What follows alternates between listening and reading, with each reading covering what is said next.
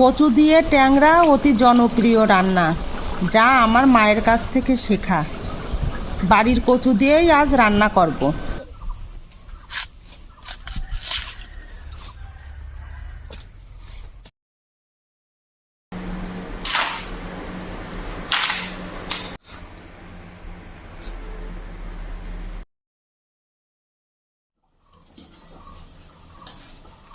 কচুগুলো সিদ্ধ করে একেবারে নরম করে ফেলিনি, একটু শক্ত আছে।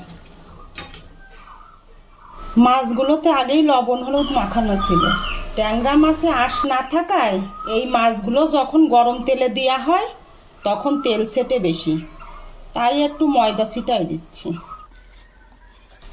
বেসনও দেওয়া যায়। তেল ভালো করে গরম করে নিছি।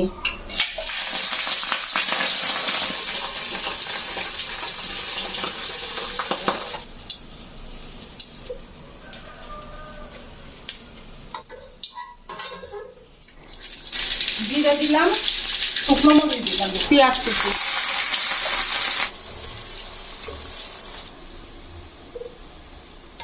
পেঁয়াজগুলো বাদামি করে ভেজে নিছি। জিরে গুঁড়ো দিলাম, শুকনো মরিচ গুঁড়ো, মশলা ভালোভাবে কষানোর জন্য জল দিলাম। মশলা কষানোর মধ্যেই লবণ দিলাম, সেই সাথে হলুদও। এখন এই মশলাগুলো খুব ভালো করে কষাই নেব। মশলা থেকে তেল ছেড়ে দিয়েছে, এই দেখেন, আর মশলার ভিতরে দানা দানাও দেখা যাচ্ছে।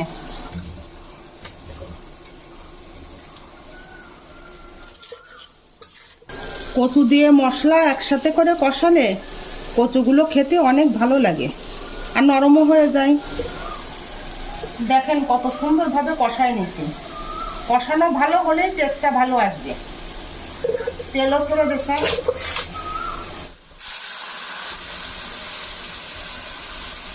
কচুর ঝোলে তুলনামূলক একটু জল বেশি দিতে হয়। এই দেখেন কচুর গাগুলো একটু একটু ভেঙে গেছে, আবার ঝোলও খুব ভালো করে ফুটে উঠেছে। এখন মাছগুলো দিয়ে দিচ্ছি। হাই হিটে 2 মিনিটের মতো জাল করে নিছি। মাছ দেওয়ার পর বাকি রান্নাটা মিডিয়াম লো হিটেই করে নেব। টেস্টের ব্যালেন্স করতে চিনি দিলাম।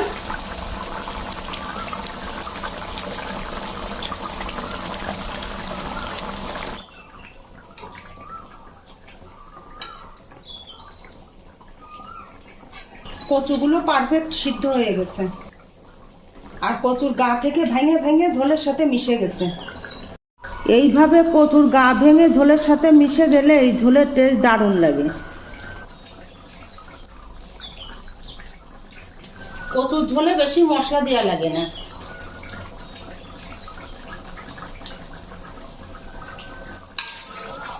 ঝোলটা আমার পুরোপুরি রান্না হয়ে গেছে।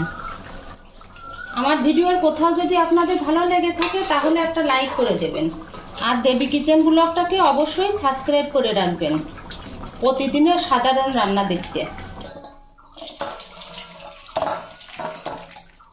এইভাবে রান্না করে খেয়ে দেখবেন, অনেক ভালো লাগবে। এতক্ষণ যারা ভিডিওটা দেখলেন সবাইকে অনেক ধন্যবাদ।